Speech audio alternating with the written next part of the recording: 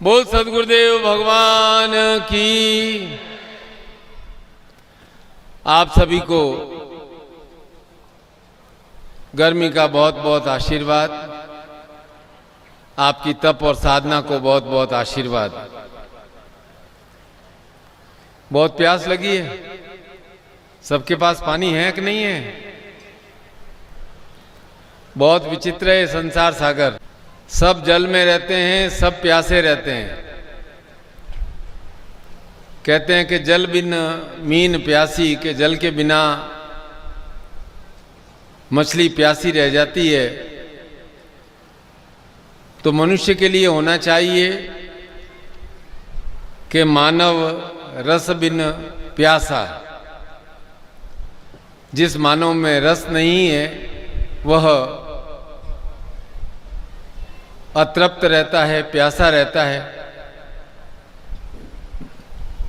प्यास का एक बाहरी गुण ईश्वर ने दिया है, पर भीतर से हमें ईश्वर ने रस से परिपूर्ण कर दिया है।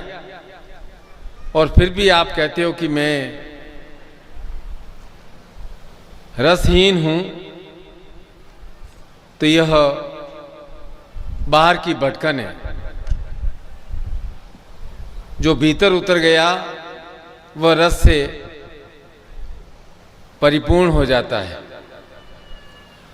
एक शिष्य को सदैव गुरु मिलन की प्यास रहती है, और यह एक ऐसी अबूझ प्यास है जो कभी पूरी नहीं होती, क्योंकि सभी शिष्य चाहते हैं कि मैं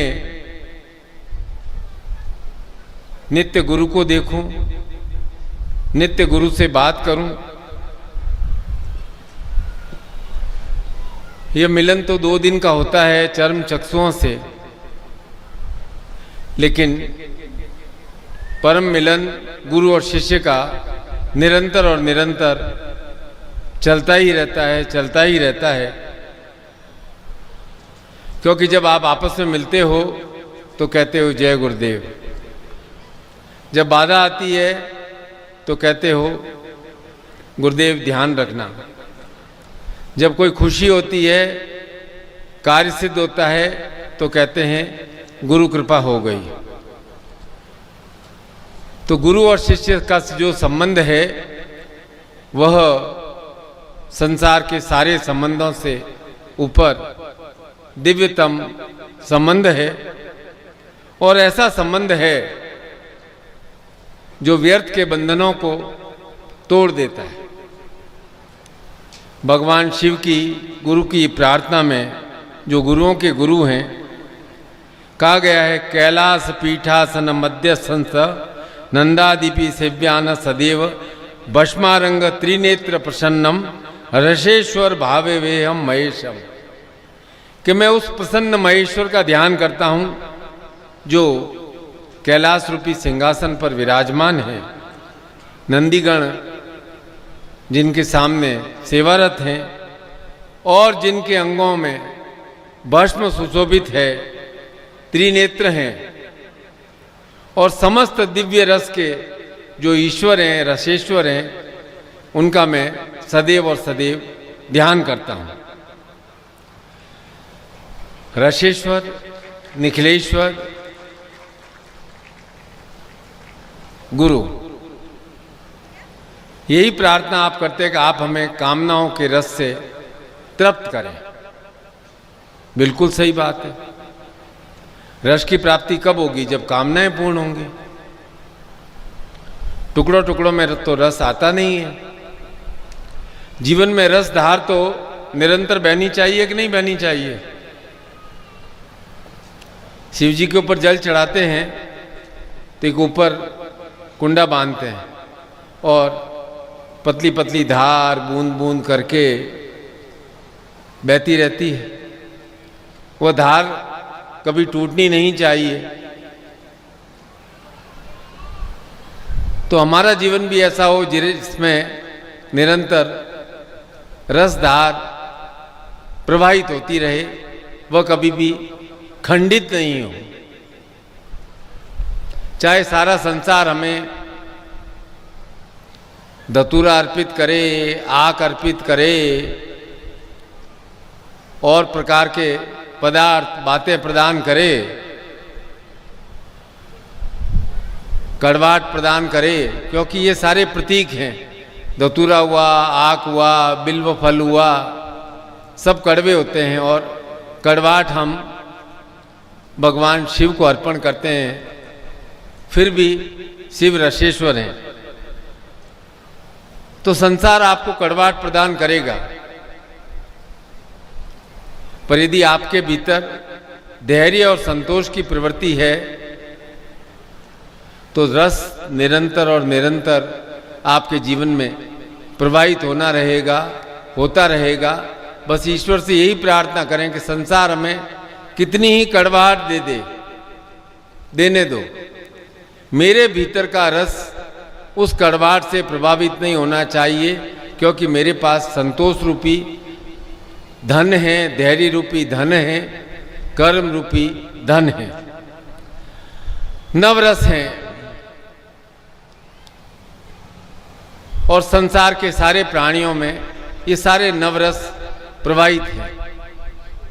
श्रृंगार का रस है जो प्रेममय है, हास्य का रस है, करुणा का रस है, क्रोध का रौद्र का रस है, वीरता का वीर रस है, भयानक अर्थात भय का रस है, विभत्स अर्थात घृणा का रस है, अद्भुत अर्थात आश्चर्य का रस है और शांत अर्थात शांति का रस है।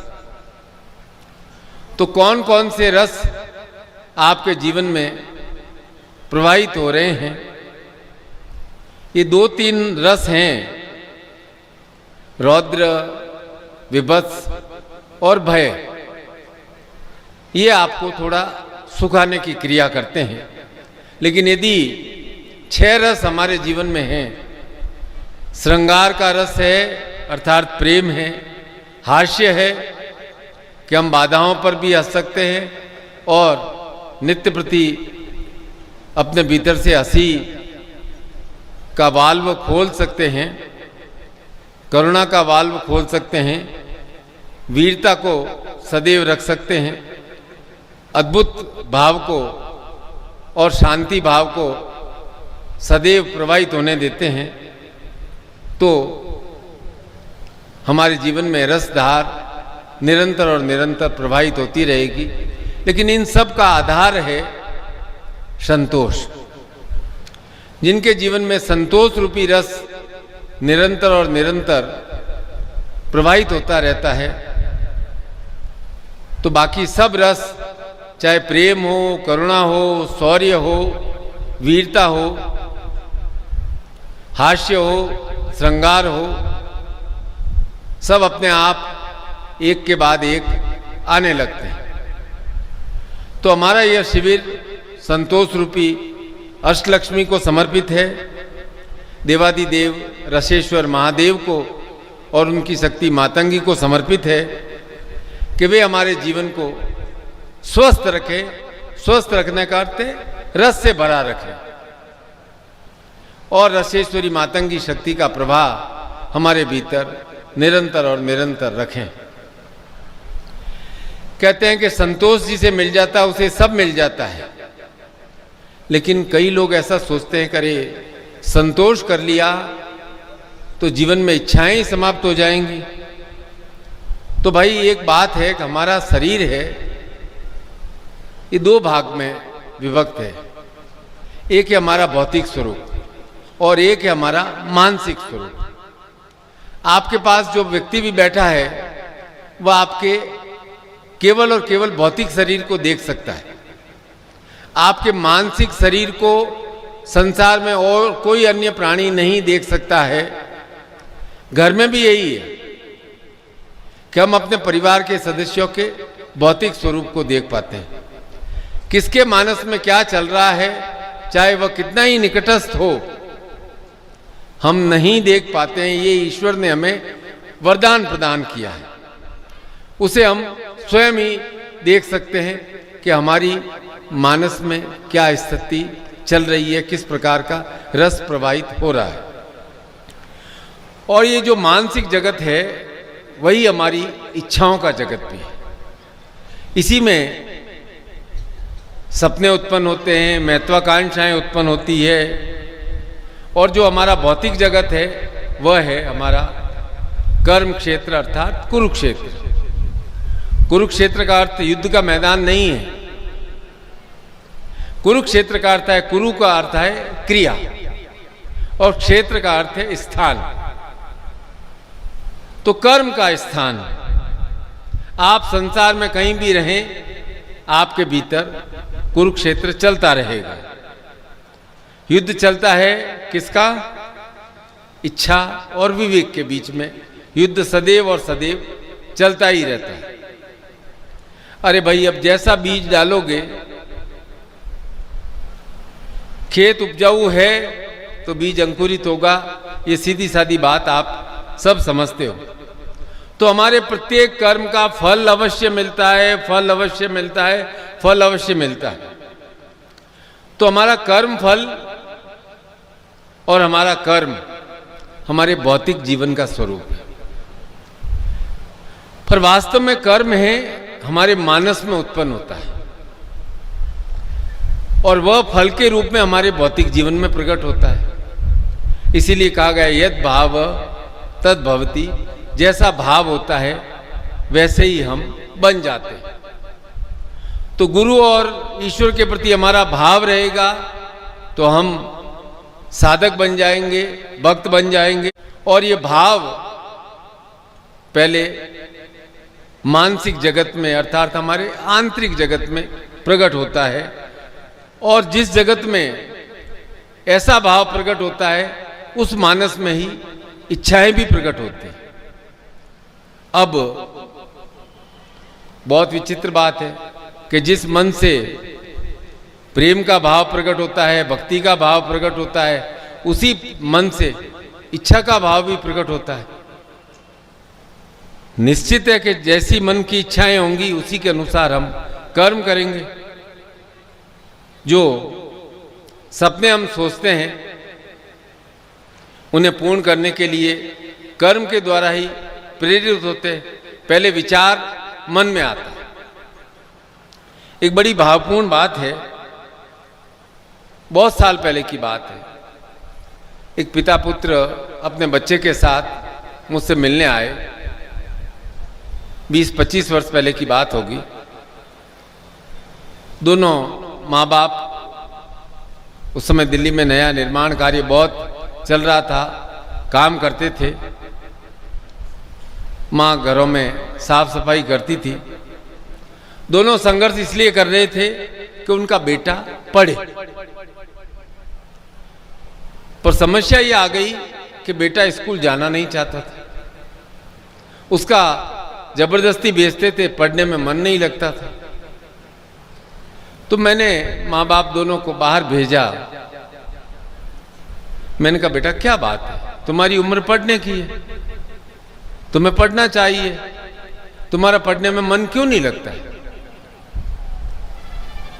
बोला गुरुजी मेरे स्कूल में ना सब बच्चे पैसे वाले हैं, अच्छे अच्छे कपड़े पहन के आते हैं। मुझे बहुत हीन भाव आता है, खराब लगता रहता है, इसलिए मेरा पढ़ने में बिल्कुल मन नहीं लगता है, क्योंकि मुझे मालूम है कि मेरे दोस्त तो बन नहीं सकते हैं। मैंने कहा तुम्हारा मन वास्तव में क्या चाहता है? बोला मेरा मन चाहता है कि मैं एकदम पैसे वाला बन जाऊं, बड़ी गाड़ी हो। मन चाहता है कि पिता को इतना अधिक कार्य नहीं करना पड़े। मन चाहता है कि माँ को 4 घरों में काम नहीं करना पड़े। मैं उसके दर्द को समझ गया कि यह गरीबी का दर्द है। गरीबी का दर्द बहुत गहरा होता है। असहाय आदमी अनुभव करता है धन के बिना। और जब एक बालक महसूस करता है कि उसके माता पिता कितना परिश्रम कर रहे हैं और वह कुछ कर नहीं पा रहा है, तो उसकी पीड़ा बहुत गहरी होती है। वो पीड़ा या तो मनुष्य को तोड़ देती है। वो तोड़ रही थी, वो समझ रहा था कि मैं असहाय हूं, क्योंकि उसका मन भ्रमित हो गया था। और पीड़ा ही मनुष्य को मजबूत भी बना सकती है कि उसे संसार में कोई रोक नहीं सके। मेरे पास गाड़ी की चाबी पड़ी थी टेबल पर। मैंने कहा देखो बेटा, ये चाबी और इस चाबी से चलने वाली कार तुम्हारी हो सकती है, बस तुम एक काम करना, चाहे कितने ही विघ्न आ जाए, कितने ही टॉन्ट सुनने पड़े, तुम स्कूल जाना मत छोड़ना। यदि छोड़ दिया तो तुम समझना तुम्हारे और चाबी के बीच में दूरी और अधिक बढ़ जाएगी, और अधिक बढ़ जाएगी, और अधिक बढ़ जाएगी। बच्चे का स्वप्न बड़ा था और यही भाव उसे कर्म करने के लिए प्रेरित करता रहा, प्रेरित करता रहा। वो बच्चा अब अच्छी जगह नौकरी कर रहा है। जब हमारा स्वप्न, हमारा भाव मजबूत होता है तो कभी हमें थकने नहीं देता है। ये थकने का जो कहते हैं गुरुजी, मैं तो थक गया हूं, मैं तो थक गया हूं, ये आपके मन को आपने कह दिया है कि अब तू कर नहीं सकता है, कर नहीं सकता है, कर नहीं सकता है। मैं इसे बहानेबाजी कहता हूं। रास्ता बच्चे का कठिन था, पर उसके पास और कोई विकल्प नहीं था कि वह विद्या ग्रहण कर अच्छी नौकरी प्राप्त करे। उसके पास और कोई दूसरा विकल्प ही नहीं था। उसके जीवन का एक ध्येय बन गया था कि वह उस संघर्ष को नहीं दोहराए जो उसके माता पिता ने किया है। इसलिए वह गुरु से मिलने के बाद अपनी इच्छा पर केंद्रित हो गया। हर माँ बाप चाहता है कि हमें जो संघर्ष करने पड़े हैं वो हमारे बच्चों को नहीं करना पड़े। इसलिए माँ बाप हर समय सबसे अधिक संघर्ष अपने बच्चों की खुशी के लिए करते हैं। और बच्चे भी यही चाहते हैं कि मैं माता पिता की इच्छा का सम्मान करूं, मैं उनके लिए विशेष करूं।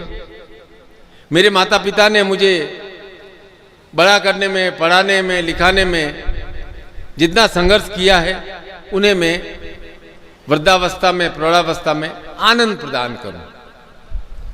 तो भाई संघर्ष में पीड़ा है, पर मेन बात यह है कि संघर्ष से ही पीड़ा का निवारण होता है। संघर्ष में पीड़ा है,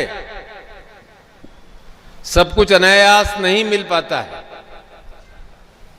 संघर्ष के समय पीड़ा होती है और संघर्ष करने से ही पीड़ा समाप्त भी होती है।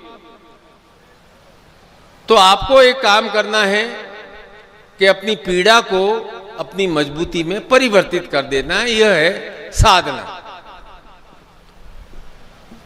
तो हमारे जीवन का मेन आधार क्या है कि जैसा हम सोचते हैं वैसा बन जाते हैं, और हमारा सोच प्रभावित होता है हमारी इच्छाओं से, कामनाओं से। इसीलिए संसार को कामना परक संसार कहा गया है। और प्रत्येक इच्छा हमारे जीवन में एक दीपक की भांति है जो हमें अंधेरे में राह दिखाती है। ये इच्छा ही है जो थके हुए व्यक्ति को उठने का कारण बनती है, उसे शक्ति प्रदान करती है। इच्छा ही हारे हुए को पुनः लड़ने की शक्ति प्रदान करती है। इसलिए मैं इच्छा को बहुत निर्दोष कहता हूं और कहता हूं इच्छा तो होनी चाहिए, कामना तो होनी चाहिए। ये स्वाभाविक गुण हर शिष्य में होना ही चाहिए, पर इच्छा को आसक्ति मत बनने देना। मेरी बात को बहुत ध्यान से सुनना कि इच्छाओं को क्रिया के द्वारा ही पूर्ण किया जा सकता है। तो इच्छा में एक लचीलापन होता है। जब इच्छा आसक्ति में बदल जाती है तो मनुष्य कुटिल बन जाता है, षड्यंत्रकारी बन जाता है। अब इच्छा करते समय एक भाव आपके मन में अवश्य आता है, शायद पूरा होगा या नहीं होगा। पर ये शायद का भाव क्यों आता है कि आप नम्र बने रहें। यह शायद कि मेरी इच्छा पूर्ण होगी या नहीं होगी, यह भाव ही आपको गुरु की ओर, ईश्वर की ओर मोड़ता है। तो इच्छाओं में शायद संभावना होने पर ही आपके जीवन में गुरु का आगमन होता है। गुरु इससे आपके जीवन में एक इंश्योरेंस है, एक एश्योरेंस है, आधार है, एक पक्का निश्चित आश्वासन है, एक विश्वास है। गुरु ये निश्चित करते हैं कि जो तुम्हारे लिए शुभ है वह तुम्हें निश्चित रूप से प्राप्त हो। यह गुरु का आशीर्वाद होता है, यह गुरु की शक्ति होती है। इसलिए मैं इच्छा के सूत्र को बहुत महत्वपूर्ण मानता हूं, क्योंकि इच्छा का सूत्र हमें भगवान से जोड़ता है। मैं ये बात सभी गृहस्थों को कह रहा हूं, बालक हो, युवा हो, वृद्ध हो। मैंने तो इच्छाओं में पीएचडी कर रखी है। मैं रोज इच्छाओं के, आपकी इच्छाओं के स्वरूप को देखता हूं, उनके बदलते रूप को देखता हूं। और एक बात मैं आज विशेष रूप से कहना चाहता हूं कि यदि किसी की इच्छा को पूर्ण करके दुख में बदलना है तो एक ही उपाय कि उसकी इच्छा को तत्काल पूरा कर दो।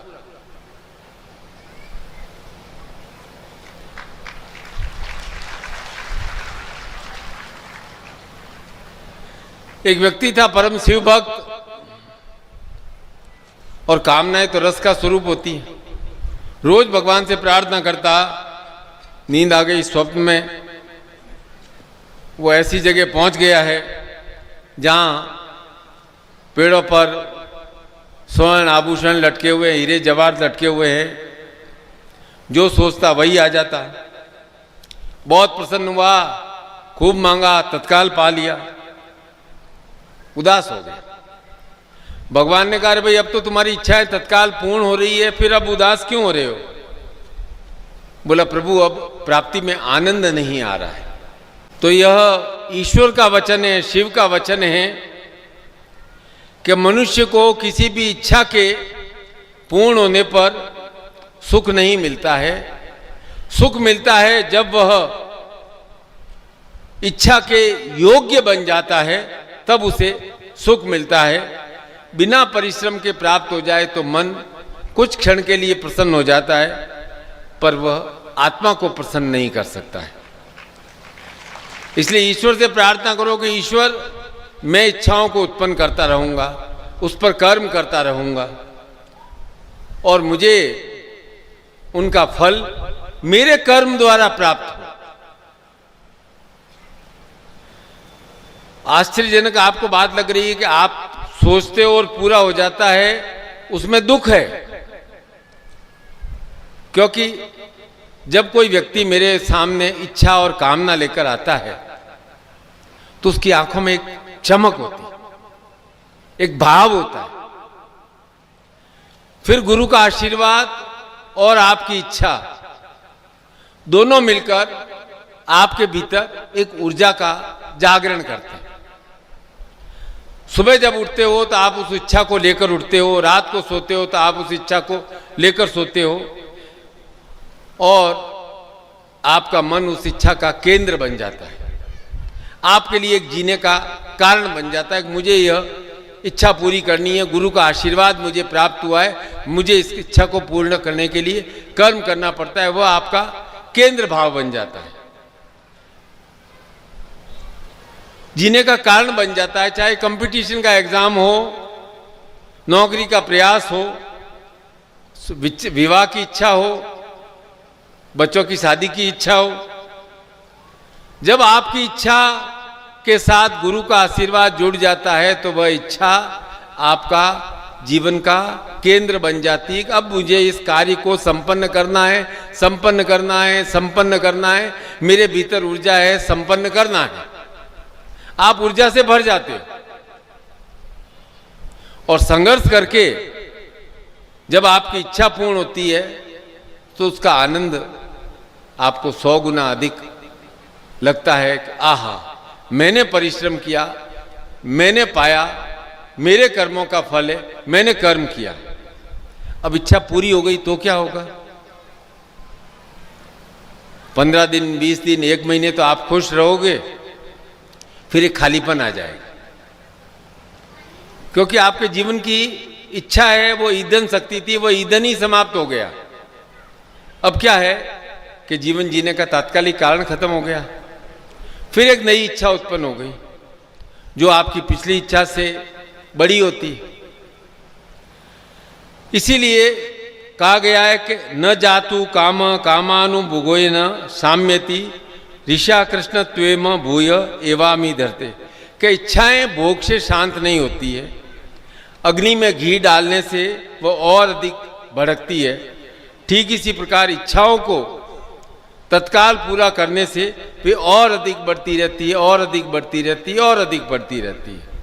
और भर्तृहरि ने तो स्पष्ट कहा है, भोगान भुक्ता वयमेव, बुढ़ापे में कहा, भोगान भुक्ता वयम भुक्ता तपो न तप्त वयम तप्ता कालो न यतो वयम याता तृष्णा न जीर्णा वयम जीर्णा, कि हमने जीवन को नहीं भोगा, जीवन ने ही हमें भोग लिया। हमने तप नहीं किया, जीवन ने ही हमें तपा दिया। हमने काल समाप्त नहीं हुआ, हम ही काल में समा गए। तृष्णा जीर्ण नहीं हुई, हम ही जीर्ण हो गए, क्योंकि इच्छाओं को भोग का साधन बना लिया। तो इच्छाओं की श्रृंखला है, अनादि है, अनंत है। आपके मन में प्रश्न आएगा, तो क्या गुरुजी हम इच्छाएं नहीं रखें? यही बात समझाने मैं आपके जीवन में आया हूं। और गुरु आपकी प्रत्येक इच्छा को पूर्ण करने के लिए नहीं आए। गुरु तो आप क्या है कि त्रिशंकु की तरह अदर झूल में लटके हुए हो, उससे मुक्त करने के लिए आपके जीवन में आए हैं।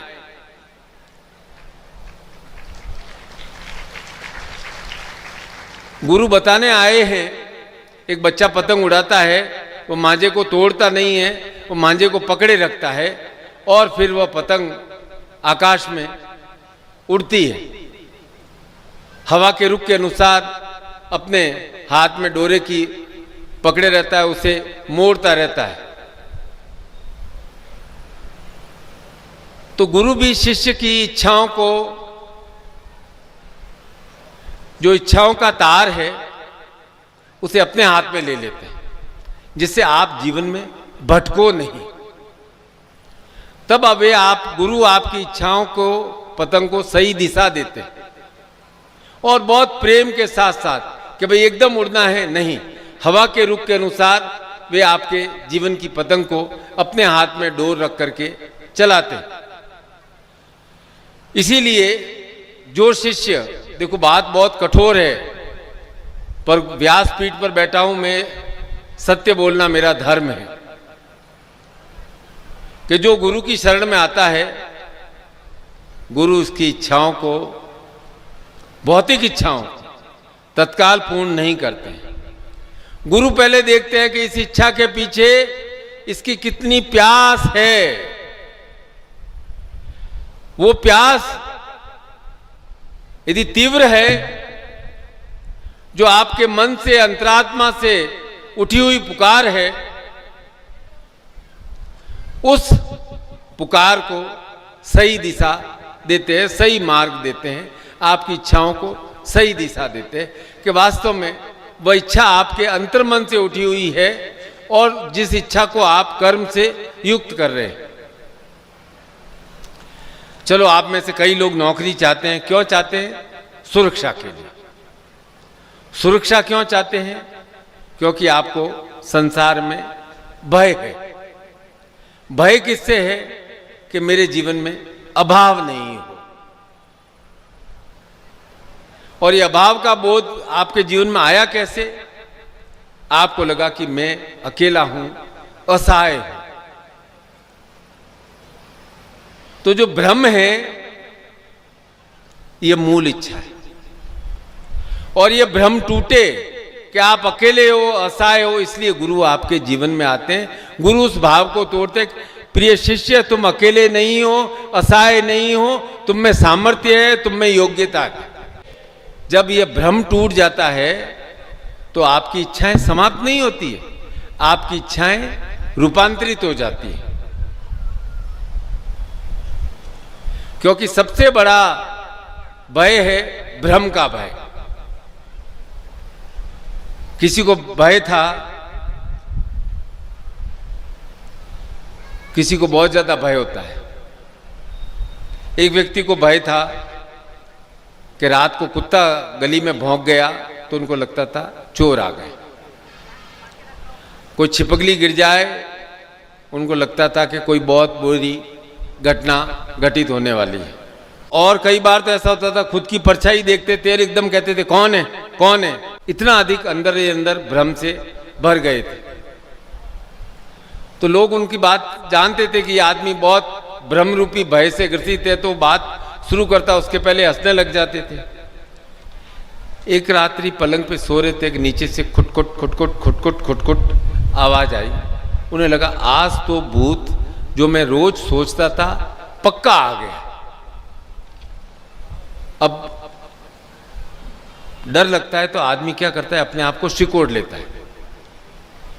तो उन्होंने पैर सिकोड़ लिए।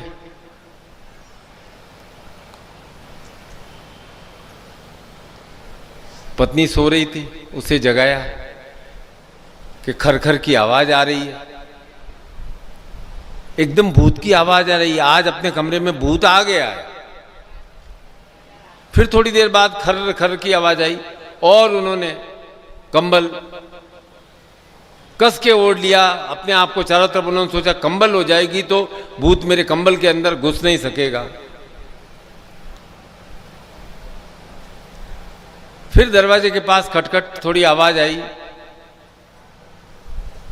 उन्होंने पत्नी को जोर से जगाया कि भूत आ गया है, तू समझ नहीं रही है, आज अपने कमरे में भूत है, पक्का भूत है।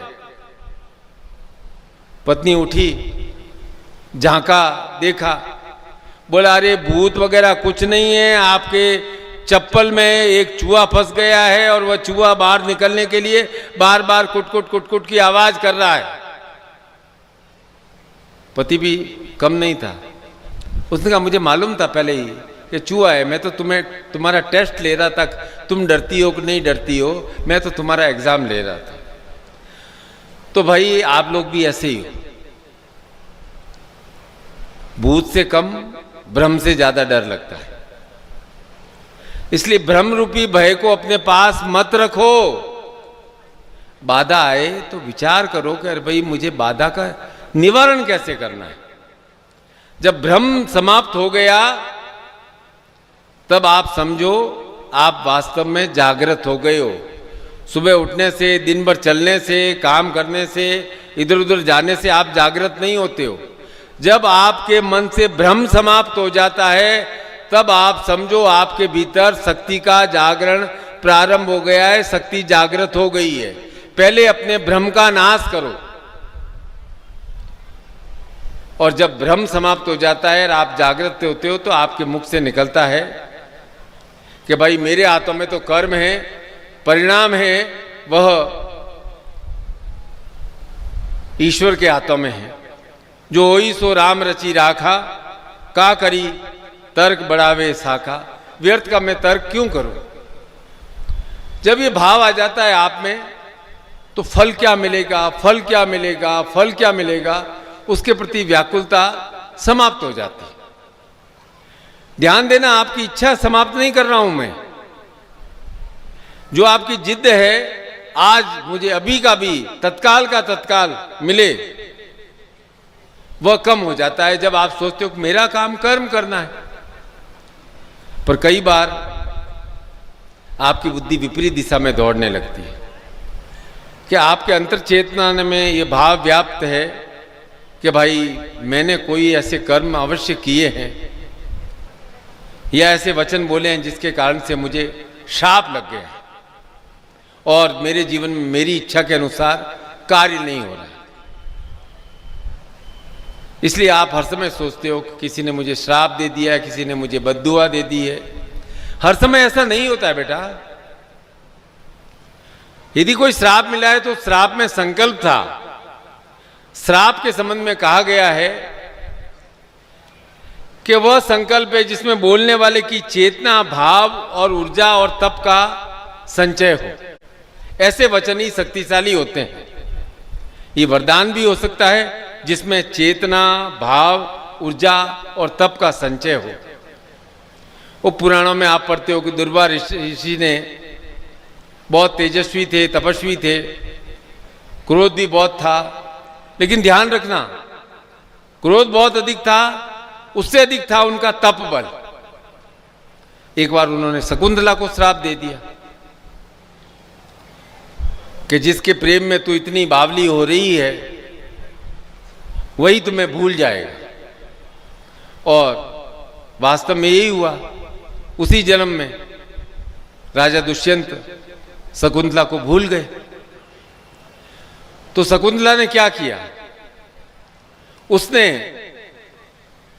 अपने धैर्य, तप और सत्य के बल से उस श्राप को समाप्त किया। ऋषि के प्रति अवज्ञा के दोष को समाप्त किया।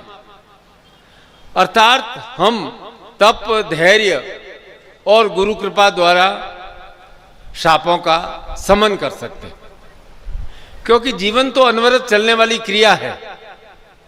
एक पड़ाव है मृत्यु, फिर नई यात्रा प्रारंभ होती है।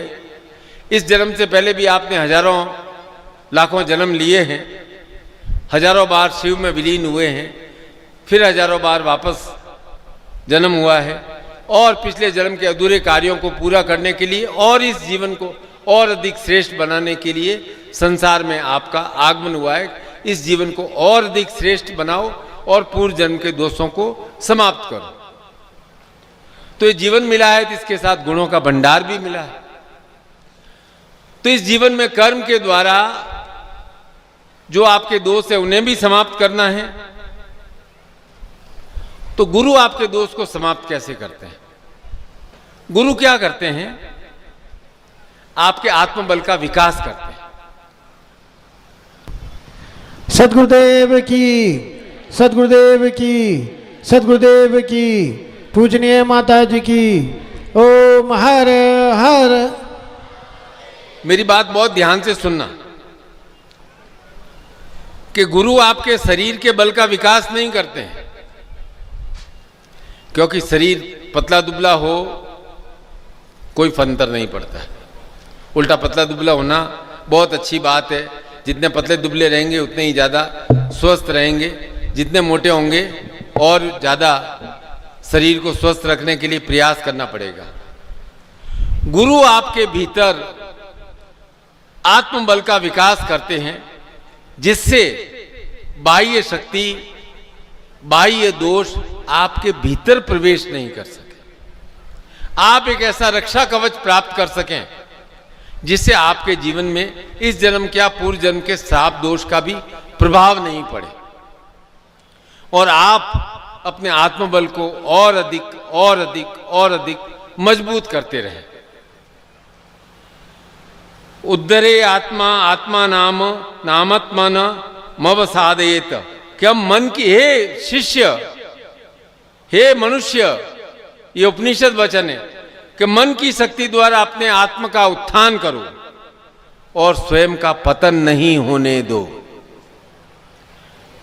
तो मैं अपने शिष्यों को, आपको यही कहता हूं कि अपने आप को अपनी मन की शक्ति के द्वारा अपने आप को ऊपर उठाओ। बाहरी संसार के पहले आपको भीतर से अपनी रक्षा करनी आवश्यक है। कहीं मैं भीतर से पतन के मार्ग पर तो नहीं जा रहा हूं। अपने आत्मबल को प्रबल बनाना है, अपने आत्मबल को प्रबल बनाना है, अपने आत्मबल को प्रबल बनाना है, क्योंकि आत्मबल से युक्त व्यक्ति सदैव निश्चिंत रहता है। वह अपनी गलती स्वीकार करने में भी एक क्षण नहीं लगाता है, और उसने गलती नहीं की है तो तत्काल प्रत्युत्तर नहीं देकर सामने वाले को जवाब ही नहीं देता है, क्योंकि वह शब्दों के प्रहार को, श्राप के प्रहार को भीतर घुसने ही नहीं देता है, क्योंकि उसके भीतर गुरु द्वारा प्राप्त अभेद्य कवच है, जिससे दूसरों के शब्दों का, श्रापों का दुर्वचनों का प्रभाव भीतर जाए ही नहीं, आने ही मत दो भीतर। आप अच्छी तरह से जानते हैं कि आप अपनी आत्मा के स्वामी हैं और आपकी आत्मा का स्वामी परमात्मा है। जब आप परमात्मा को अपनी आत्मा का स्वामी बना लेते हो तो आपके भीतर एक दिव्य शक्ति का प्रादुर्भाव होता है, प्रगटीकरण होता है, जिससे आप संयमित हो जाते हैं। वह शक्ति आपके दोषों का समन करती है। तब ये जिद भी चली जाती है कि तत्काल होना चाहिए, तत्काल होना चाहिए, तत्काल होना चाहिए। ये शांति निराशा की शांति नहीं है, क्योंकि निराशा और शांति का कोई लेना देना नहीं है। ये तो उस बच्चे की शांति है कि मां घर में है, मैं सुरक्षित हूं। पर जब आप आसक्ति करने लग जाते हो तो आप न सुन सकते हो और न समझ सकते हो।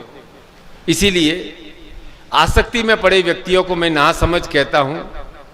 जो बुद्धिमान होते हुए भी ना समझ, ज्ञान होते हुए भी उनके अंदर क्रिया नहीं है, और कर्म करते हुए भी बहुत उतावलापन है कि जल्दी से जल्दी सब कुछ प्राप्त कर लो। और आसक्ति का कैसा प्रभाव विचित्र पड़ता है, वह आपके मन, हाव भाव, विचार पर प्रभाव डाल देती है। एक जाल है आसक्ति, वह आपको चारों तरफ बांध देती है। अब आप सब में बहुत आसक्ति है कि मेरी संतान मेरे पास रहे, यहीं पे नौकरी करे, यहीं पर उन्नति करे। मैं कह रहा हूं ऐसी आसक्ति के कारण आप संतान की उन्नति में बाधा उत्पन्न कर रहे हैं। आपको खुद को भी अपने नौकरी में, जिन्होंने भी नौकरी की है, कई जगह ट्रांसफर हुई है, जहां पोस्टिंग मिली वहां जाना पड़ा। अब आपको किसी स्थान विशेष से आसक्ति हो गई तो आप वहां बंध गए, आपका प्रमोशन रुक गया। नए स्थान पर जबरदस्ती जाना पड़ा तो ठीक से काम नहीं कर सकते। हर बार यही विचार आता है कि घर से 500 किलोमीटर दूर हूं, 100 किलोमीटर हूं, 200 किलोमीटर दूर हूं। बताओ, आपकी कर्म के प्रति आसक्ति होनी चाहिए या स्थान के प्रति आसक्ति होनी चाहिए? आप में से कितने लोग हैं जो अपने दादा परदादा के बनाए हुए घर में अभी भी रहते हैं? मेरे विचार से तो शायद ही कोई रहता होगा। नहीं रहते हैं ना। उस आसक्ति को आपने तोड़ा ना कि नहीं भाई, हमें अपना घर बनाना है, स्वयं का घर बनाना है। तो फिर इतनी आसक्ति संतान के प्रति, जगह के प्रति, कि बस ऐसा होता तो संसार में व्यापार का विस्तार नहीं होता। अब आप में से कईयों के बच्चे बेंगलोर जाते हैं, दिल्ली जाते हैं, कलकत्ता जाते हैं, चेन्नई जाते हैं, बेंगलोर जाते हैं, हैदराबाद जाते हैं, भोपाल जाते हैं, इंदौर जाते हैं, 50 जगह काम करने जाते हैं। आपने आसक्ति बना ली, नहीं बेटा तू चला जाएगा, मेरी बुढ़ापे में कौन सेवा करेगा। आपने उसके ऊपर भी बंधन डाल दिया, आसक्ति में भी बंध गए, उसकी भी उन्नति नहीं हुई। आपके स्वास्थ्य का तो आप ही ख्याल रखोगे तो स्वास्थ्य उत्पन्न होगा। आप जो धन कमा करके अपने लिए सुरक्षित रखोगे, वह धन आपके लिए सहारा बनेगा। अब आसक्ति कितनी भयानक होती है कि अब रावण की आसक्ति की बार बार चर्चा आती है कि वह सीता का हरण करके ले आया। मंदोदरी ने कहा, ऋषियों ने कहा, विभीषण ने कहा कि अरे भाई ये गलत है, आदर पूर्वक वापस लौटा दो। रावण मूर्ख नहीं था, वेदों का ज्ञाता था, पर आसक्ति के कारण उसका सर्वनाश हुआ। ये आसक्ति की भाव है, मैं कहता हूं ये शक्ति है एक प्रकार की, जो हमारे ज्ञान का नाश कर देती है, विवेक को अंधा कर देती है। वैसे दुख की जड़ क्या है? दुख की जड़ मूल है एक ऐसी मानसिक स्थिति, एक हठपूर्ण लालसा कि मुझे ये चाहिए, मुझे ये चाहिए। एक ऐसी अंधी चाह है जिसमें मनुष्य सही और गलत का विवेक खो देता है। इसीलिए मैं कहता हूं संसार में सबसे बड़ा इंद्रजाल है, माया जाल है आसक्ति। भगवान ने आपको संसार में भेजा है, आप आनंद पूर्वक रहो, रस पूर्वक रहो, और आप यहां आकर उलझ गए संसार के माया जाल में। अब ये इंद्रजाल कोई जादू नहीं है। इंद्रजाल अर्थात हमारी इंद्रियों द्वारा बनाया हुआ जाल है, और माया जाल का अर्थ है जो दिखता है वो वैसा होता नहीं है, यह है माया जाल। महाभारत में वर्णन भी आता है कि मयासुर ने इंद्रप्रस्थ नगरी का निर्माण किया, जो बंजर भूमि थी, और उसमें जैसा दिखता था वैसा होता नहीं। कथा जानते हैं कि कौरवों को आमंत्रित किया, और दुर्योधन ने जहाँ गीला था, दिख रहा था गीला है, उसने धोती ऊपर उठा ली, और वहाँ सूखा था, जहाँ सूखा दिखता था वहाँ चलने लगा तो गिर गया। तो द्रौपदी ने कुछ वचन कहे, महाभारत हो गया। मैं वर्तमान की बात हमारे जीवन की बताता हूं कि इंद्रियों द्वारा बुना हुआ जाल है इंद्रजाल, माया जाल।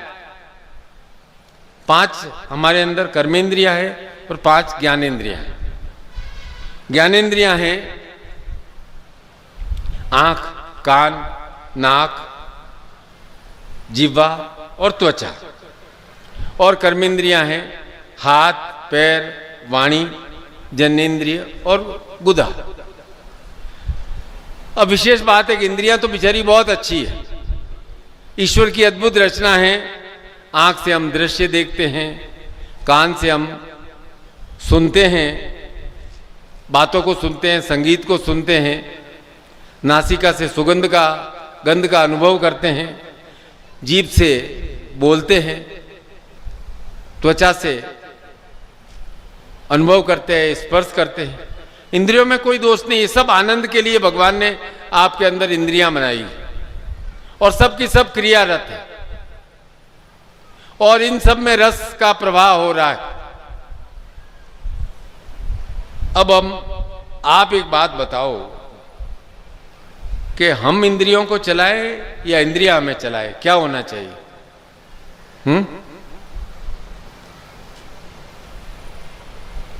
अष्टांग योग में जो इंद्रिय निग्रह की बात आती है,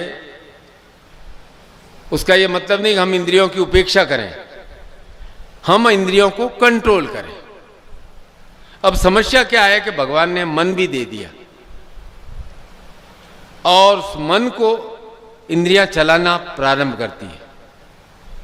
इंद्रिय निग्रह कर नहीं पाती है और मन को चलाना शुरू करती है, और मन की प्रवृत्ति है घोड़े के समान दौड़ने वाली, और फिर इंद्रियां उसके लिए चारे का काम करती है। अब आपको चाहिए रोज रोज नया नया दृश्य, जिह्वा को चाहिए नया नया स्वाद, कान को चाहिए नई नई बातें, और कह कौन रहा है? आपका मन, मुझे और चाहिए, मुझे और चाहिए, मुझे और चाहिए। फिर चक्र शुरू होता है ये 2 मिनट का। 2 मिनट से आपका मन का ये स्वाद का जो आपकी इंद्रियों को चलाता है वह शुरू होता है। ये 2 मिनट, बस 2 मिनट, 2 मिनट, ये बात आप पूरे जीवन में लाखों बार बोल चुके हो। वो मैगी का विज्ञापन आता है ना, ऊपर लिखा रहता है 2 मिनट में तैयार। अरे बुद्धि लगाओ, थोड़ा सोचो, पानी गर्म होने में 5 मिनट लगते हैं, नूडल्स को उसके अंदर गलने के अंदर 4-5 मिनट लगते हैं, मसाला डालेंगे उसके अंदर मसाला रसने में 5 मिनट और लगते हैं, 15 मिनट कम से कम लगते हैं। आपने उसके ऊपर ऐड देख लिया कि बस 2 मिनट में तैयार, क्योंकि आपको एक सपना बेचा गया था कंपनी के द्वारा। और हमारी जिंदगी में यही हो रहा है। अब मैगी की जगह आ गई है रील, इंस्टाग्राम। 2 मिनट, 2 मिनट, एक खत्म होती है दूसरी चटपटी रील आ जाती है, दूसरी खत्म होती है चटपटी और रील आ जाती है, फिर तीसरी रील आ जाती है, फिर वो 2 मिनट करते करते करते करते करते करते कब 2 घंटे बीत जाते हैं और आपकी उंगली चलती रहती है और एक के बाद एक चटपटा परोसा जाता है। आप आनंद नहीं ले रहे हो, कोई ज्ञान ग्रहण नहीं कर रहे हो। आप अपने कालखंड जीवन में जो महत्वपूर्ण है उसको व्यर्थ में बहा रहे हो। 2 मिनट रील देखते देखते देखते कब 2 घंटे बीत जाते हैं आपको मालूम ही नहीं पड़ता है। वो 2 मिनट थे ही नहीं, आपको झूठी तसल्ली दी गई। मैगी ने भूख मिटाने का वादा किया, 2 मिनट में अधूरा छोड़ा। रील ने वादा किया, अरे 2 मिनट देख लेता हूं, चलती रही। इसलिए जब भी सुनो कि 2 मिनट, आप सतर्क हो जाओ। एक झूठे जाल में फंस रहे हो आप। कोई आपसे कहे ना अभी 2 मिनट में आता हूं, तो समझ जाना कि शायद वो 2 घंटे में आएगा या नहीं आएगा। जो ये कह के जा रहा है कि अभी 2 मिनट में, अरे यार जरूरी काम याद आ गया, 2 मिनट में भी आता हूं, इसका मतलब है आपको झूठा दिलासा दे रहा है।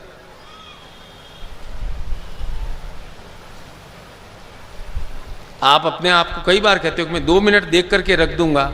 कितनी बार रखा है आप अपने मन से पूछ लेना। और रील के इंद्रजाल में फंस करके आप अपने भोजन को भी आनंद से ग्रहण करने नहीं सकते हो।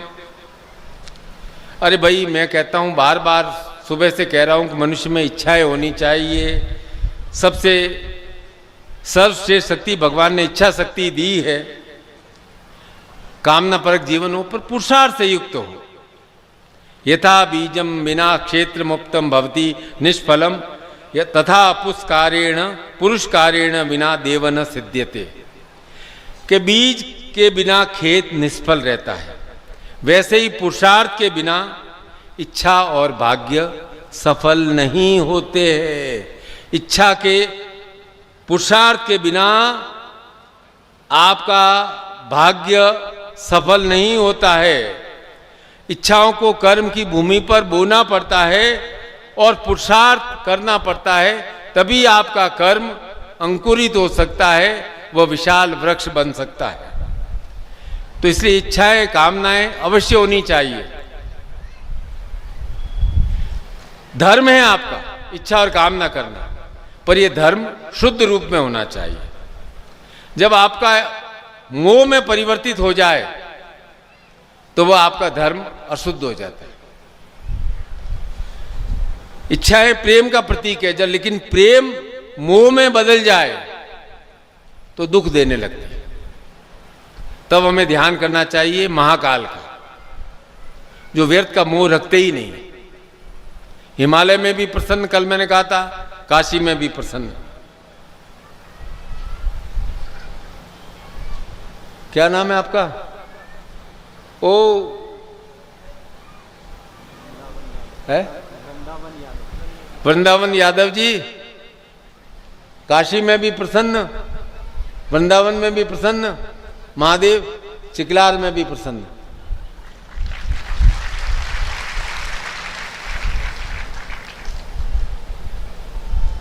पूजा रेगुलर होनी चाहिए। अपने आप बन जाएगा मंदिर, पूजा रेगुलर होती रहेगी, लोग भी आ जाएंगे, निर्माण भी हो जाएगा। वो फोटो अभी एक यहाँ कॉर्नर पे ही बोर्ड लगाया गया है। मैं सबको पूछने वाला था कि जितने फोटो लगाए हैं उसमें से कितने लोग रेगुलर वहाँ चिकलार जाते हैं या कहते हैं कि यार समय मिला तो चला जाऊंगा, समय मिला तो चला जाऊंगा। जब आप स्वयं ही सारे के सारे लोग नहीं जाते हैं और फिर कहते हैं दूसरों को जाना चाहिए, वहाँ सहयोग करना चाहिए, तो शुरुआत तो स्वयं से होती है ना। चलो, तो भाई मैं इच्छाओं के बारे में कह रहा था कि इच्छाएं प्रेम का अंकुर भी हैं और पीड़ा का कारण भी है।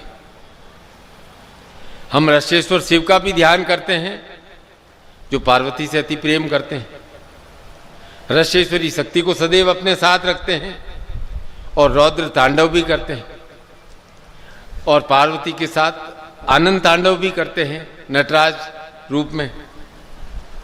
कई स्वरूपों में शिव का ध्यान करते हैं, करना भी चाहिए, क्योंकि शिव हमारी चेतना का स्वरूप है, आदि अनादि है, इसलिए उन्हें रसेश्वर कहा गया है, तंत्रेश्वर कहा गया है, अघोरेश्वर कहा गया है, महेश्वर कहा गया है, महाकाल कहा गया है, महामृत्युंजय कहा गया है। तो शिव हमारी चेतना के विभिन्न स्तर पर प्रकट होते रहते हैं, इसलिए उन्हें लीलाधारी कहा गया है। देवों के देव हैं, गृहस्थी में वो पार्वती के साथ रहते हैं, संतान भी है, गणेश भी है, कार्तिकेय भी है, शक्ति सदैव साथ है, पर मोह नहीं। शक्ति को भेज दिया संसार में, लोगों के जीवन में स्थापित होकर के लोगों के कार्य करो, मोह नहीं रखा। गणेश जी को भेज दिया कि जहां भी शुभ कार्य हो आप वहां पहुंच जाओ, जहां भी शौर्य का कर्म है कार्तिकेय आप मनुष्य के साथ रहना। शक्ति अर्थात रिद्धि सिद्धि साथ रखते हैं और संसार के लोगों को रिद्धि सिद्धि धन लक्ष्मी बांटते हैं। तो शिव के इस नृत्य को कहते हैं नटराज नृत्य। आप उस मुद्रा को ध्यान से देखना, उस मुद्रा में एक बहुत बड़ा लय है, संतुलन है। एक हाथ में डमरू है, एक हाथ में अग्नि। डमरू है सृष्टि का नाद और अग्नि है विसर्जन का प्रतीक। एक पैर भूमि पर है जो ये बताता है कि यथार्थ पर टिके रहना है, और एक पैर उठा हुआ है वो बताता है कि हमें मुक्ति प्राप्त करनी है, मुक्ति की ओर जाना है। तो ये शिव नृत्य हमारे जीवन की इच्छाओं कामनाओं को प्रकट करती है, जहाँ कर्म भी है, विश्राम भी है, गति भी है, स्थिरता भी है। ये जीवन का क्रम है। और एक रुद्रावतार भी है। रौद्र स्वरूप क्यों धारण करना पड़ा? कि सती से बिछो हो गया था। जब मोह और वियोग की पीड़ा तीव्र हो जाती है तो रौद्र स्वरूप आता है। आपको भी क्रोध कब आता है? जब आप बहुत अधिक उतावले हो जाते हैं, आप चाहते हैं उस अनुसार कार्य नहीं होता, तब आप समझना कि अब मोह ने मेरा जाल अपने ऊपर डालना शुरू कर दिया, आपकी दृष्टि बाधित हो गई है। क्योंकि क्रोध के अंदर बुद्धि का नाश हो जाता है। वो पौराणिक कथाओं में भी वर्णन आता है कि भगवान शिव बहुत अधिक सती का दाह हो गया था, तो उसकी मृतदेह को लेकर के पूरे त्रिभुवन भटकने लगे। तो भगवान विष्णु ने सुदर्शन चक्र चलाकर उनके मोह को भंग करने के लिए सुदर्शन चक्र चलाया और शक्ति 52 भागों में विभक्त हो गई। कोई यहाँ, कोई वहाँ, कोई कहाँ गिरा और वे शक्तिपीठ कहलाए। किस लिए किया विष्णु ने? कि भगवान शिव शांत हों, तपस्या में पुनः रत हों, संसार की रचना, संसार का पालन और संसार में परिवर्तन की क्रिया में पुनः युक्त हों। आप साधक हो, आप चाहते हो कि जीवन सुंदर हो, शिवमय हो, मोह तो रखोगे, थोड़ा मोह को कमजोर करना पड़ेगा। कामना रखो, पर कामना को मोह में परिवर्तन करने से रोक दो। तो यदि कामना मोह में परिवर्तित हो गई तो आपके जीवन से आनंद चला जाएगा। बेटा, मेरे पास बहुत लोग आते हैं, कहते गुरुजी 1 सेकंड एकांत में बात करनी है। मैं पूरी स्टोरी 1 सेकंड में समझ जाता हूं। गुरुजी मैं फोटो धीरे से निकालते हैं, इस लड़की से मैं बहुत प्यार करता हूं, आप मुझे कोई वशीकरण मंत्र दे दो, लड़की से शादी हो जाए। मैं पूछता हूं भाई क्या कमाते हो, क्या काम करते हो? मैंने कहा मेरे जीवन में तो सीधा साधा सिद्धांत है और विवाह का भी सीधा साधा सिद्धांत है।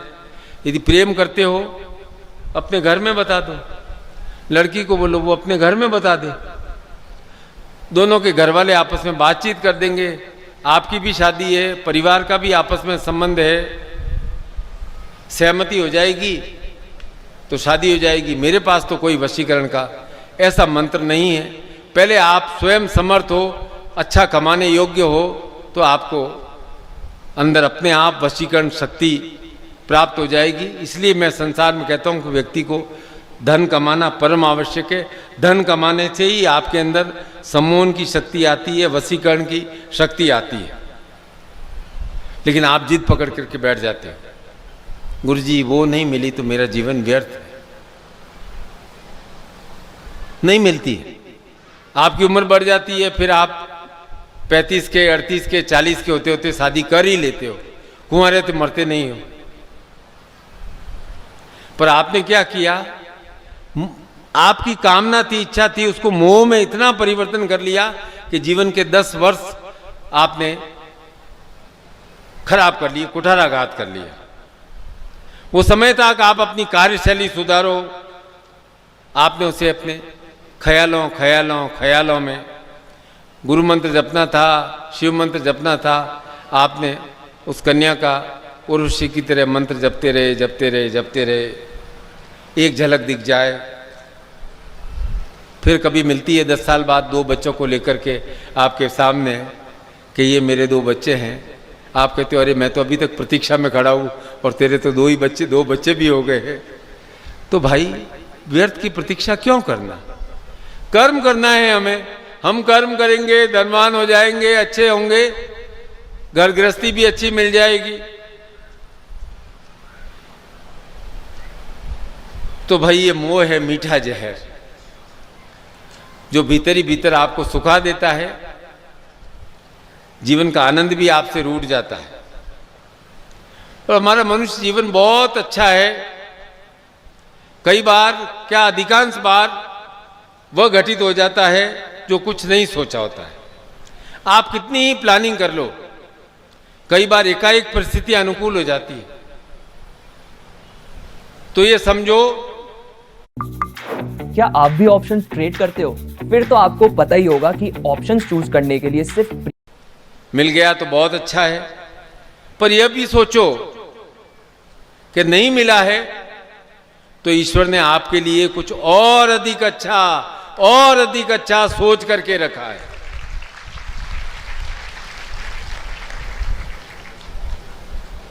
बच्चे को खांसी बुखार हो जाता है और बच्चा आइसक्रीम की जिद करता है, आप आइसक्रीम देते हो? देते हो क्या? नहीं देते हो, क्योंकि आपको मालूम है कि इस स्थिति में आइसक्रीम देंगे बुखार बढ़ जाएगा, गला और खराब हो जाएगा। गुरु और ईश्वर भी ऐसा ही करते हैं।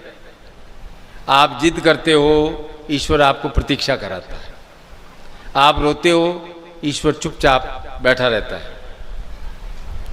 तो इस सूत्र को जीवन में उतार लो कि आपको अपना कर्म पूरा करने के लिए पूरा प्रयास करना है और परिणाम उस सत्ता पर छोड़ दो जिसने आपकी पूरी सृष्टि बनाई है। परिणाम उसके ऊपर छोड़ दो, आप कर्म करते रहो, बहुत आनंद के साथ रहोगे, आनंद के साथ कर्म करोगे। ईश्वर जानता है कब देना है, कितना देना है, एकाएक देना है या इसे पूरा पका करके मजबूत बना करके देना है, इसमें पात्रता कितनी बनानी है। जब आप ही कर्ता बन जाते हो, सारी जिम्मेदारी आप अपने ऊपर ही ले लेते हो, तो आप बोझ से दब जाते हो बेटा। जब आप ईश्वर के चरणों में सौंप देते हो, तब कहते हो अब सौंप दिया, सब भार तुम्हारे हाथों में है, जीत तुम्हारे हाथों में है, हार तुम्हारे हाथों में। इस बात को बोलते हो, थोड़ा अपनाना है, तब आपके जीवन में संतोष आ जाएगा। वह सबसे बड़ा धन है। आपकी इच्छा और फल के बीच में ईश्वर खड़ा है, वह देख रहा है। आप कर्म कर रहे हैं, दिशा आपकी है, निर्णय ईश्वर का। जिस दिन स्थिति आ जाती है, ये भरोसा पक्का हो जाता है, तो क्या होता है, न मिलने पर भी आनंद रहता है।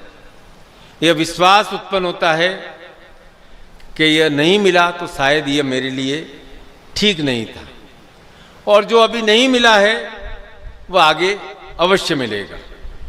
यह है जीवन का सबसे बड़ा अष्टलक्ष्मी रूपी धन, संतोष रूपी धन, शांति रूपी धन। सब दौड़ भाग कर रहे हो आप, पद के लिए, सम्मान के, सुंदरता के लिए आप कर रहे हो, आप नॉर्मल आदमी हो। पर वास्तव में आपको चाहिए क्या? शांति और सुकून। कल शाम को मैंने कहा था कि हमारा सारी दौड़ सुकून के लिए है, शांति के लिए है।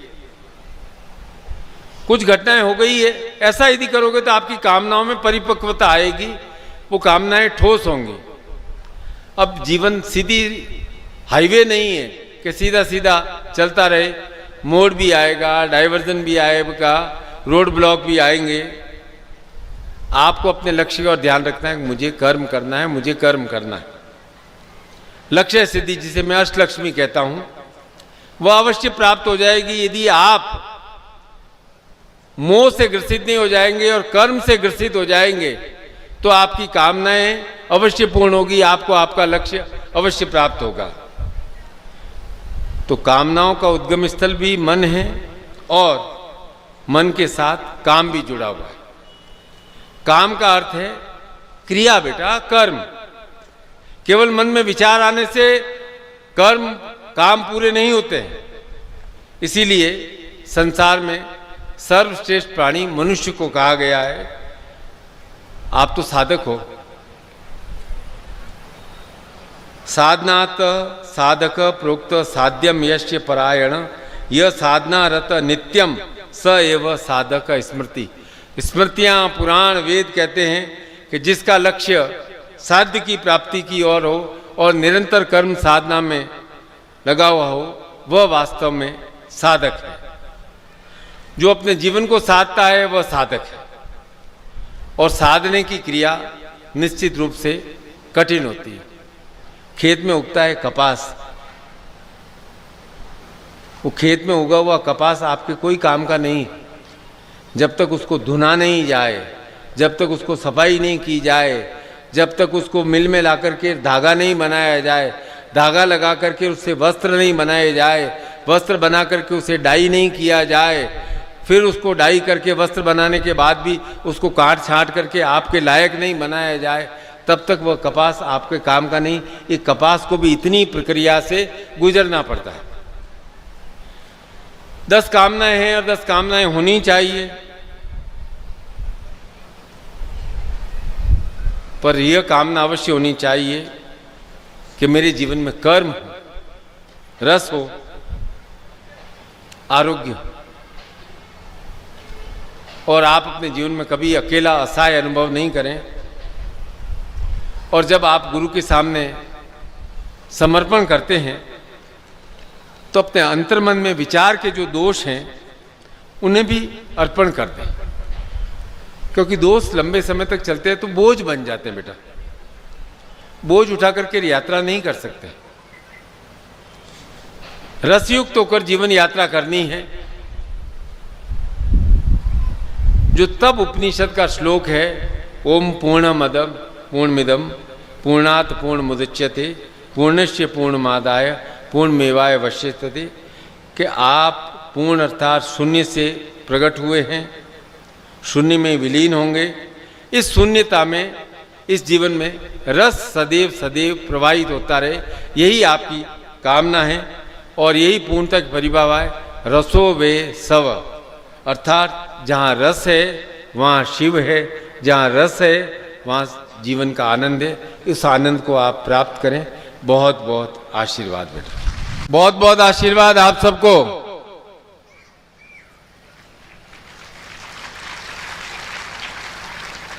जो भी अच्छी बात लगी हो उसे जीवन में उतार लेना।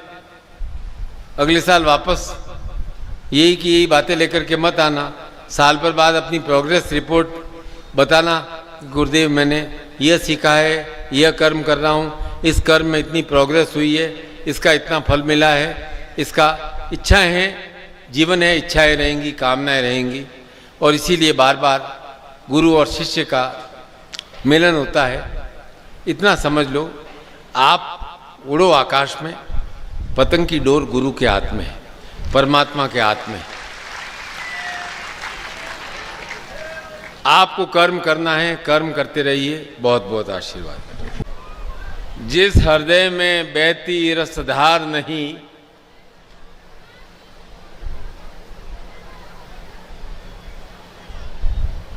वह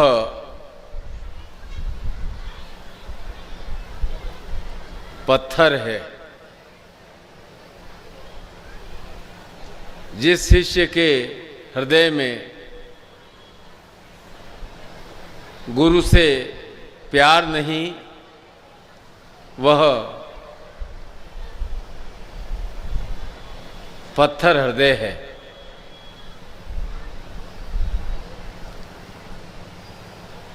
गुरु आपके जीवन में आए हैं, आपके लिए काम करने नहीं आए हैं। वे आपके जीवन में आपको वह रस प्रदान करने आए हैं जिससे आपका जीवन नीरस से सरस हो जाए।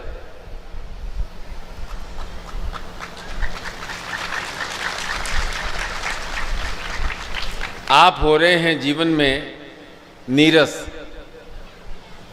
आपको लगता है कि मैं कोल्हू के बैल की तरह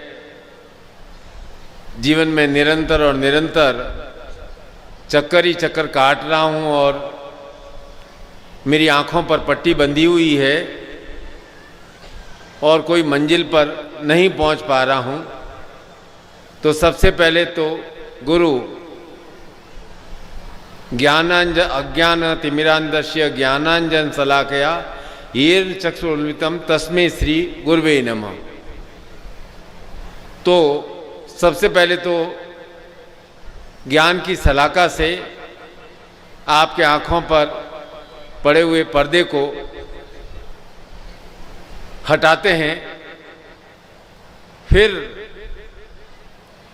आप यदि कोई घाणी का बैल देखा हो और उसके आँखों से पर्दा हटा दिया जाए, फिर वो चक्कर नहीं लगाएगा। फिर वो कह देगा कि मैं इस तरह से चक्कर नहीं लगाऊंगा निरंतर और निरंतर। वह बंधन को तोड़ देगा, उसे भी अपनी स्वतंत्रता का आभास होने लग जाएगा जब उसके आंखों पर बंधी हुई ढक्कन हटा दिए जाते हैं। तो गुरु जीवन में आते हैं तो पहला काम यही करते हैं कि जो व्यर्थ के बंधन का पट्टी आपने बांध रखी है, वह पट्टी आप खोलते हो। तब ज्ञान का उदय होता है। तो जीवन में 2-3 विशेष बातें होती हैं। पहली बात तो कि हमें इस जीवन में क्या लक्ष्य प्राप्त करना है, हमारे लक्ष्य क्या हैं, उन्हें सिद्ध करने के लिए क्या मार्ग है। वह मार्ग आपको विद्या के समय अध्यापकों से मिलता है, घर में माता पिता के द्वारा मिलता है, सहयोगियों के द्वारा मिलता है, पत्नी के द्वारा मिलता है और सबसे उपरांत गुरु से तो निरंतर और निरंतर प्राप्त होता ही रहता है। और जिस घर में निरंतर देव पूजा होती है, वृक्ष की पूजा का प्रतीक के रूप में सावित्री रूपी तुलसी का पौधा रखा होता है और घर में गुरु विग्रह, शिव विग्रह, शिवलिंग स्थापित होता है। और जब हम बोलते हैं त्रयंबकम यजामहे सुगंधिनीम पुष्टिवर्धनम उर्वारेक बंधनात् मृत्योर्मुक्षी महाव्रतात्, और तेरा तुझको अर्पण क्या लागे मेरा। के प्रभु सब तूने ही दिया है, मैं तो खाली हाथ आया हूं और खाली हाथ जाऊंगा। तू ही देने वाला है, तू ही करता है, तू ही भरता है। पर इन गुरुओं ने, माता पिता ने, पत्नी ने, मित्रों ने और आपके शिक्षा गुरु ने और जिन्हें गुरु आपने धारण किया है, उन्होंने आपको यह ज्ञान दिया है कि इस जीवन को सजाना है, संवारना है और अधिक उत्कृष्ट बनाना है और नीरस भाव से जीवन में नहीं रहना है, सरस भाव से अपने कार्यों को संपन्न करना है। भोजन भी आप जल्दबाजी में कर लेंगे तो वह भोजन भी शरीर में शक्ति नहीं देता है। कार्य भी आप नीरस भाव से करेंगे तो वह कार्य पहाड़ लगने लग जाता है। गृहस्थी का कार्य भी हम सरस भाव से करेंगे तो गृहस्थी मधुर लगने लग जाती है। तो ये सरसता का भाव परिवार में भी होना चाहिए, समाज में भी होना चाहिए। जो आपसे कहेंगे व्यक्तिगत वैमनस्य रखते हैं तो आप उनको अपने हृदय के पास क्यों बिठाते हो, बार बार उनके बारे में क्यों सोचते हो। मत सोचिए, धीरे धीरे आप अपने मन से उनके बारे में सोचना बंद कर दीजिए और अपने मन से दूर कर दीजिए। फिर किसी की शत्रुता का, किसी की वैमनस्य का आप पर प्रभाव नहीं पड़ेगा। इसलिए मैंने बार बार कहा है सुबह से कि आप अपना सुरक्षा कवच कैसे बना सकते हैं। आप अपने मन को प्रबल बनाकर, कि हमारा मन हमारी इंद्रियों का दास नहीं हो जाए। हम मन के द्वारा हमारे इंद्रियों का निग्रह करें और हाथ, पैर, बुद्धि, हृदय, जिन जिन का जो काम है हम अपने अनुसार संचालित करें। तब तो आप अपने जीवन के कर्ता हैं, कार्यकर्ता हैं, ईश्वर के कार्यकर्ता हैं। कर्ता तो एक ही है, ईश्वर। बाकी हम सब ईश्वर का कार्य करने के लिए संसार में आए और ईश्वर का कार्य ये है, उन्होंने हमें ये भेजा है इसलिए कि हम संसार में सरस भाव से रहें, 100 वर्ष की आयु प्राप्त हो। और जब यज्ञोपवीत धारण करते हैं तो आप बोलते हैं आयुष्म आरोग्यम यज्ञ बल मस्तु तेज, कि हमें आयु, आरोग्य, बल और तेज की प्राप्ति हो। आयु है, आरोग्य है, बल है और तेज है, आपकी कामनाएं सब पूर्ण हो जाती है। चारों में से एक पक्ष भी कमजोर हो जाता है तो हमारी कामनाएं अधूरी रह जाती है। तो कामनाओं के बारे में विचार करते समय यह भी ध्यान रखें कि मैं अपने स्वास्थ्य का कितना ध्यान रख रहा हूं, अपने बल, आत्मबल को मजबूत बनाने के लिए क्या कर रहा हूं, क्या मैं दूसरों के कहे के अनुसार चल रहा हूं या अपने स्वयं के निर्णय ले रहा हूं। सलाह लीजिए 100 की, करिए मन की। सलाह देने वाले बहुत हैं, लेकिन जो आप कार्य करते हैं उसकी लाभ और हानि आप ही प्राप्त करते हैं। और लाभ में 100 हकदार बन जाते हैं, हानि में कोई हकदार नहीं बनता है। सब कहते हैं तुझे ऐसी गलतियां नहीं करनी चाहिए थी। तो जो भी आपके निर्णय हों, स्वयं के निर्णय हों, प्रबल हों और जो मार्ग का चयन करें उस मार्ग से हटे नहीं। कोई आदमी सीधे जाएगा, फिर लेफ्ट मुड़ेगा, फिर वापस लेफ्ट मुड़ेगा, फिर वापस लेफ्ट मुड़ेगा, तो जहाँ से रवाना हुआ है वहाँ से वापस वहीं पहुँच जाएगा। और चाहे मार्ग कितना ही टेढ़ा मेढ़ा हो, आगे निरंतर गतिशील रहेगा तो वह अपने लक्ष्य पर अवश्य पहुँच जाएगा। तो लक्ष्य के प्रति एकाग्रता, कार्य के प्रति कुशलता, और कोई भी कार्य करना है प्रेम भाव के साथ, सरस भाव के साथ करना है, तो शिव रस के साथ रहते हैं। इसलिए हम शिव के ऊपर जल चढ़ाते हैं, दूध चढ़ाते हैं, उन्हें हम सरस रखते हैं और उसके साथ ये भावना करते हैं कि हम भी अपने जीवन में सरस रहें,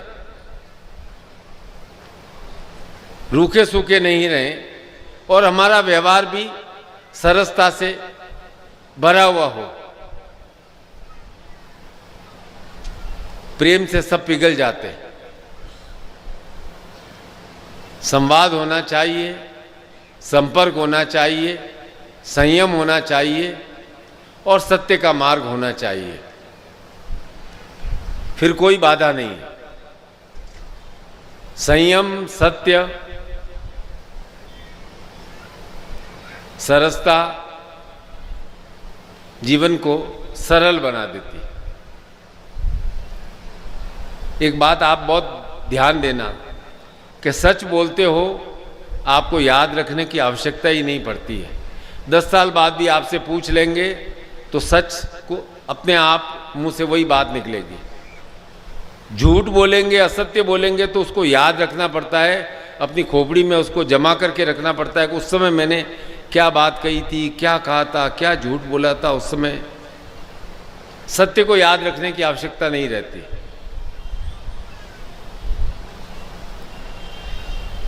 सत्य वचन प्रिय, सत्यम वद प्रियम वद, कि सत्य बोलो लेकिन ऐसा सत्य बोलो कि जो थोड़ा प्रिय हो। सत्य बोलो, ऐसा नहीं हो कि उस सत्य के कारण से दूसरे को दुख पहुंचता हो या दूसरे को हानि होती हो। अपने जीवन में सत्य का आचरण करो, सरसता से आचरण करो। ऑफिस की लड़ाई घर लेके आएंगे, घर की लड़ाई ऑफिस लेके आएंगे, क्या होगा?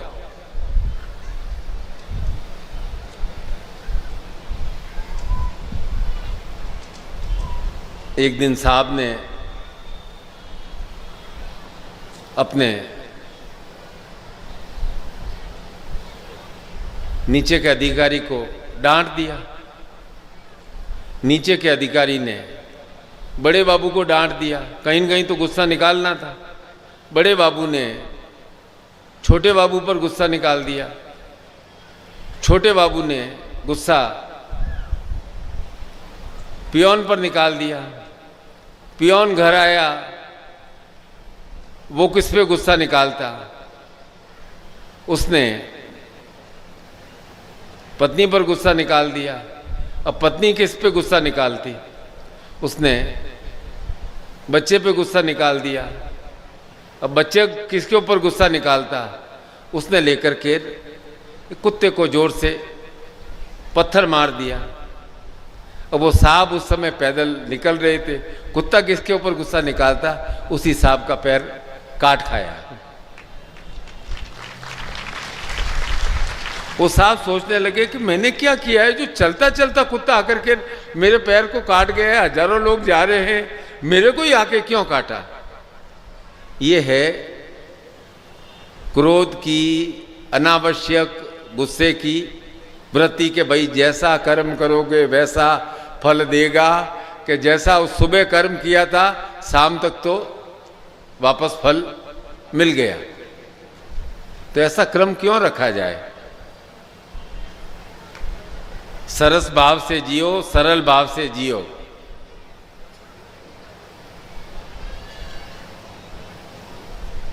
मैंने आज तक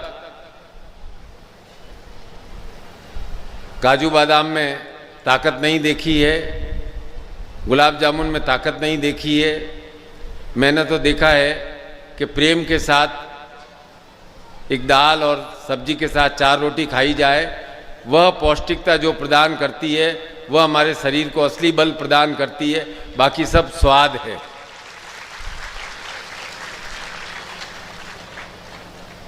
कोशिश करो, जीवन इतना कॉम्प्लिकेटेड नहीं है। पढ़ते नहीं हैं और हम चाहते हैं कि 100 में से 100 मार्क्स आ जाए। अब क्या करें? आप तो यही चाहते हो। जब नीट के एग्ज़ाम अभी पहले मई में थे तो मेरे पास कम से कम 1000 माताओं के फ़ोन आए होंगे।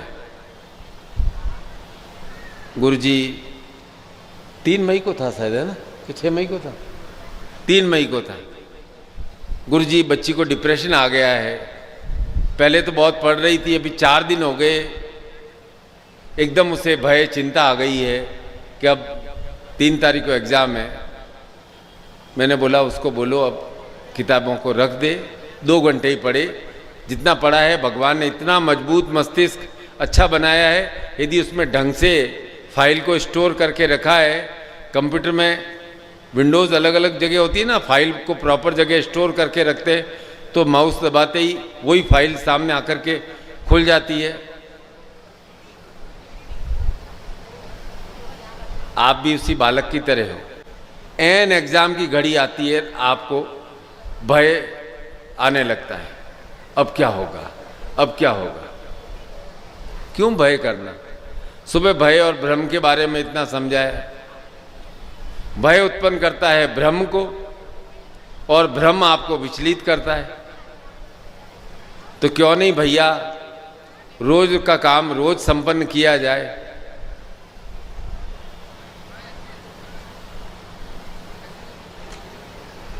आप घर की सफाई क्या रोज करती हो बहन जी? रोज? 6 महीने में एक बार? महीने में एक बार? घर का झाड़ू महीने में एक बार निकालते हो हैं? झाड़ू रोज लगाते हो तो छोटा काम है कि भाई बाकी सारा झाड़ जंकार है वो 2-3 महीने में एक बार कर लिया। बाकी नित्य काम है वो रोज का रोज करने से कचरा नहीं भरेगा। तो नित्य का काम आपको इतना ही है कि रोज आधे घंटे पूजा करनी है, ध्यान करना है। मैं नहीं कहता हूं कि रोज साधना करनी है। 3-4 महीने में अवसर मिला, साधना कर ली, वह त्रैमासिक आपका साधना क्रम रहेगा। लेकिन नित्य का यदि झाड़ू नहीं लगाएंगे, सफाई नहीं करेंगे तो धीरे धीरे कचरा जमा हो जाएगा। तो कचरे को भी रोज साफ करना पड़ता है। आपका शरीर भी यदि रोज कचरा साफ नहीं करना पड़े तो आपको बीमारियां हो जाती है। घर भी यदि हम रोज साफ नहीं करें तो कचरा जमा हो जाता है। रोज पूजा नहीं करेंगे, मन में कचरा जमा हो जाएगा। रोज गुरु के प्रति समर्पण भावों के द्वारा व्यक्त नहीं देंगे, मन में सांसारिक बोझ एकत्र हो जाएंगे, भर जाएंगे। इसलिए रोज खाली करना है कि गुरुदेव तेरा तुझको अर्पण, अब सौंप दिया है सब भार तुम्हारे हाथों में है, जीत तुम्हारे हाथों में है, हार तुम्हारे हाथों में। सौंपो तो सही, सौंपते नहीं, सौंप दो रोज और फिर अपना कर्म करने के लिए निकल पड़ो। कर्म करते समय गुरु को याद करने की आवश्यकता नहीं है। कर्म करते समय सिर्फ कर्म को याद करना है। मोटरसाइकिल चलाते हुए ओम परम तत्वाय नारायण गुरुभ्यो मंत्र मत बोल देना कि जी गुरु जी आपने कहा था हर समय गुरु का ध्यान रखना चाहिए, ऐसा मत करना। जो काम जिस समय कर रहे हो वो उस समय पूरे ध्यान के साथ करना, यह भी गुरु का कार्य है। और जब पूजन करो तो निवेदन इतना है कि उस समय पूरा गुरु के प्रति ही ध्यान रखो। उस समय दूसरी इधर उधर की आवाज़ें आती है तो अनसुना कर दो। इंद्रिय निग्रह इसी को कहते हैं कि हमारे कान में वही बात जाए जो हमारे लिए आवश्यक हो, उपयोगी हो, बाकी बातें बाहर की बाहर रह जाए, हम उन्हें कान के द्वारा दिमाग में घुसने ही नहीं दें।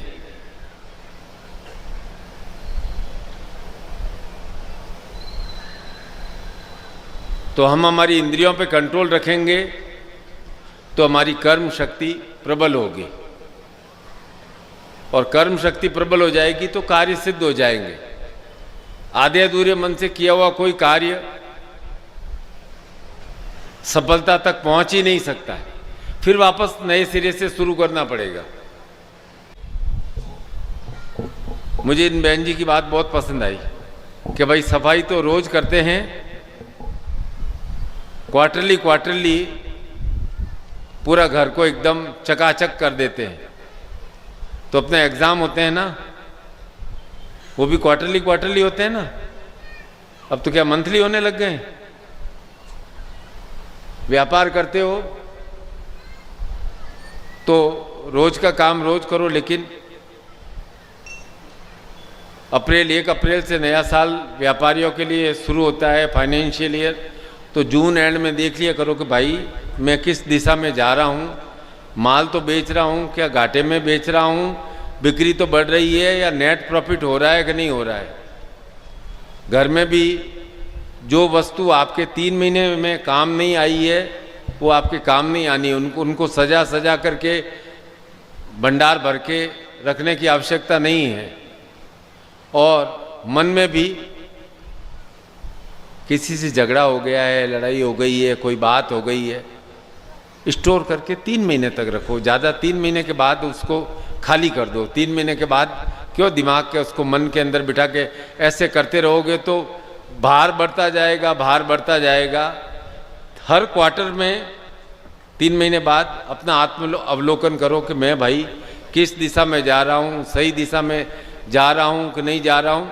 और आप ही एग्ज़ाम देने वाले हो और आप ही मार्क्स देने वाले हो, कोई आपको और दूसरा नहीं देना। प्रॉफिट करोगे तो आप कमाओगे, आपको घर को फायदा होगा।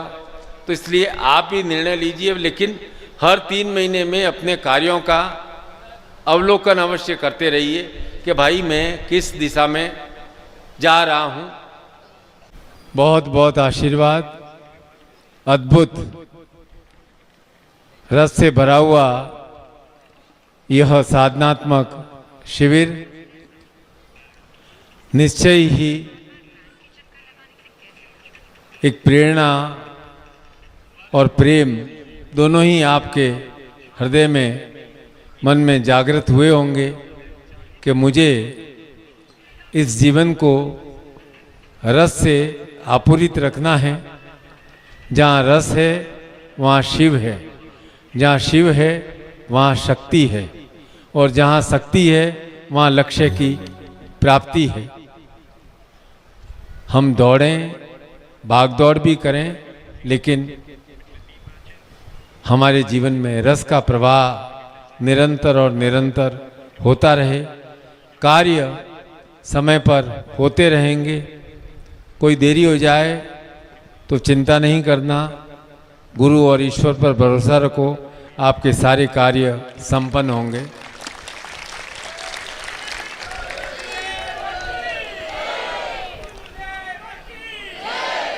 गुरु पूर्णिमा के संबंध में मनोज ने कहा कि आपको संकल्प लेने चाहिए, लीजिए। आपका संकल्प है, तोड़ोगे तो आपको ही खराब लगेगा, जोड़ोगे। खुद से खुद झूठ नहीं बोल सकते हैं ना, दूसरों से बोल सकते हैं, खुद से नहीं बोल सकते हैं। तो जो संकल्प लो निभा सको। और पत्रिका सबके घर बराबर रेगुलर आती है, रजिस्टर डाक से आती है, हैं? आती है ना, ठीक है। 2 महीने 3 महीने से निश्चय किया कि भाई अब रजिस्टर डाक से भेजी जाए, चाहे कार्यालय का 22 रुपये का 20 रुपये का खर्चा होने पड़े। लेकिन जब बार बार कहते हैं निखिल नाम के हीरे मोती, अब हीरे मोती आपके घर तक पहुँचे ही नहीं तो आप उनका अध्ययन क्या करेंगे। इसलिए आप उसका अध्ययन करें अपने बच्चों को भी पढ़ाएं और रोज़ 1-2 चैप्टर उसके पढ़ें। कोई बात हो तो जोधपुर में संपर्क करें। कार्यालय के 4 नंबर हैं, उन 4 नंबरों पर आप अपने व्हाट्सएप में निखिल मंत्र विज्ञान के नाम से लिख दें, ताकि आप कोई मैसेज भेजोगे आपको उसका जवाब अवश्य प्राप्त होगा। यह मैंने स्ट्रिक्टली कार्यालय में आज्ञा कर दी है। और कार्यालय में मुझे खुशी है कि हमारे बैतूल क्षेत्र के मान सिंह उइके हैं, वो बहुत अच्छी तरीके से कार्यभार संभाल रहे हैं। 15 वर्ष पहले आए थे, क्या प्रेरणा से आए थे, जोधपुरी बस गए, शादी वापस बैतूल आकर के की और अब उनको पुत्र संतान भी प्राप्त हो गई है, वह भी 1-1.5 साल का हो गया है। तो आपके क्षेत्र का प्रतिनिधित्व कोई बात होती है तो मान सिंह जी फटाफट बता देते हैं कि भाई बैतूल क्षेत्र में हमारे ये शिकायत है, ये करना है, वो करना है। ऐसा ही आप भी सेवा कार्य अपने क्षेत्र में करें, चाहे किसी क्षेत्र में रहें। कोई भी कार्य छोटा नहीं होता है और कोई भी पद छोटा नहीं होता है। सब काम लक्ष्मी से नहीं होते हैं, प्रेम और सहयोग से सारे कार्य संपन्न होते हैं। गुरु पूर्णिमा पर आना है, सोच लेना आराम से, पर टिकट जरूर करा लेना और कैंसिलेशन के 60 रुपये यदि कराना पड़े तो मेरे से ले लेना। बस आ जाना, कोशिश करना। बहुत बहुत आशीर्वाद, बहुत बहुत आशीर्वाद।